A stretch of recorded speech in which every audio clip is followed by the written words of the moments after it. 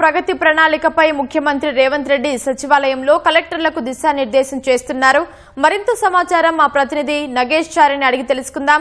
నగేష్ చారి, చెప్పండి, కలెక్టర్లతో సీఎం రేవంత్ రెడ్డి సమావేశానికి సంబంధించి తాజా సమాచారం ఏంటి?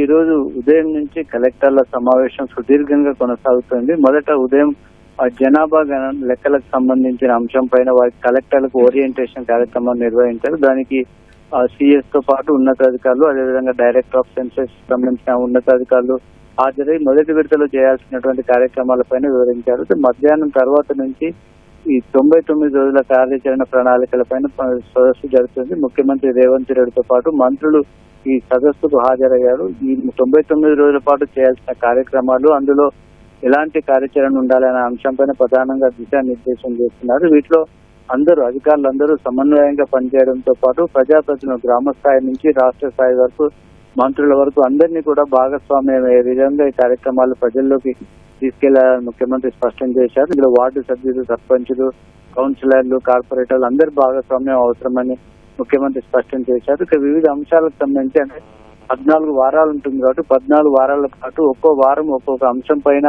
ఈ కార్యక్రమాలు నిర్వహించాలని ప్రధానంగా నిర్ణయించారు. ఇంకా పూర్తి స్థాయిలో ప్రణాళికను ఖరారు చేసేందుకు ఈరోజు సమావేశం తర్వాత పూర్తి వివరాలు వెల్లడించనున్నారు. అయితే ప్రధానంగా రాష్ట్రంలో సోలార్ విద్యుత్ వినియోగాన్ని ప్రోత్సహించాల్సిన అవసరం ఉందని ముఖ్యమంత్రి అభిప్రాయపడ్డారు. వ్యవసాయ పంపు సెట్లలో బదులు సోలార్ పంపు సెట్లు ఉపయోగించడం వల్ల ఎలాంటి ప్రయోజనాలు ఉంటాయని రైతులకు అవగాహన కల్పించాలని, అదేవిధంగా ఇళ్ల పైన కూడా సోలార్ ప్లాంట్ అమర్చుకుని విద్యుత్తును సొంతంగా వాడుకోవడంతో పాటు గ్రిడ్ కనెక్టెడ్ చేయడం ద్వారా వచ్చే ఆదాయాన్ని కూడా ప్రజలకు వివరించారని తెలిపారు.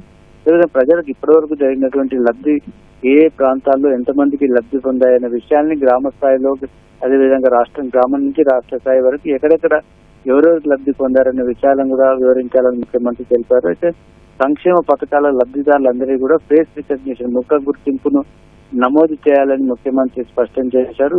అర్హులైన వారికి అందరికీ పథకాలు అందడంతో పాటు అనర్హులను గుర్తించి వారిని తొలగించాల్సిన అవసరం ఉంది కాబట్టి ఫేస్ రికగ్నిషన్ ద్వారా ఈ పథకాలన్నీ కూడా అమలు చేయాలని పేర్కొన్నారు. గతంలో ఆసరా పింఛన్లకు సంబంధించి సుమారు ఈ ఫేస్ రికగ్నిషన్ చేసిన తర్వాత సుమారు 3 లక్షల మంది అనర్హులను కూడా తొలగించగలిగినట్టే చెప్పారు. కాబట్టి అదంతా కూడా రాష్ట్ర వ్యాప్తంగా జరగాల్సిన అవసరం ఉందని పేర్కొన్నారు. అదేవిధంగా వైద్యానికి సంబంధించి రాష్ట్రంలో ఉన్నటువంటి 35 మెడికల్ కళాశాలల సేవలను కూడా ప్రజలకు ఉపయోగించే విధంగా వాటి సర్వీసులు, అందులో అందరూ చాలా మంది ఉన్నతమైన వైద్య నిపుణులు ఉన్నారు కాబట్టి వాటి సేవలు వాడుకోవాలని పేర్కొన్నారు. అదేవిధంగా రవాణా శాఖకు సంబంధించి పాఠశాల బస్సులు, ఇతర వాహనాలన్నింటినీ ఫిట్నెస్ నిర్వహించాలని, రవాణా శాఖకు సంబంధించిన డేటా అంతా ఆన్లైన్ లో చేయాలి. అదేవిధంగా డ్రైవర్లందరికీ కూడా వైద్య పరీక్షలు నిర్వహించాలని కూడా పేర్కొన్నారు. ఇంకా వివిధ అంశాలకు సంబంధించి సుదీర్ఘంగా సమావేశం కొనసాగుతుంది. ఇంకా మరి కాసేపు కూడా ఈ సమావేశం ఇంకా కొనసాగే అవకాశం కనిపిస్తుంది.